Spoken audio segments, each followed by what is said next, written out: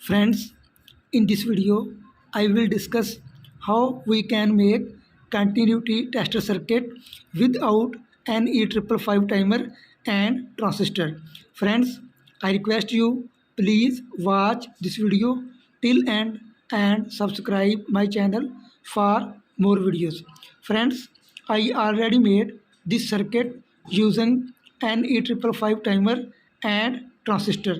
The link of these videos is available in description.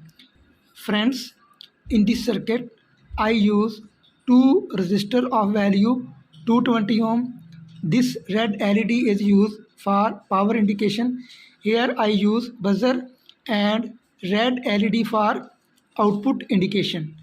Here I use two testing probes. Friends, you can see circuit is completed. Now I will test this circuit by connecting power supply to the breadboard. Friends, I will share the diagram of this circuit at the end of video. Friends, you can see circuit is completed. Now I will test this circuit by connecting power supply to the breadboard.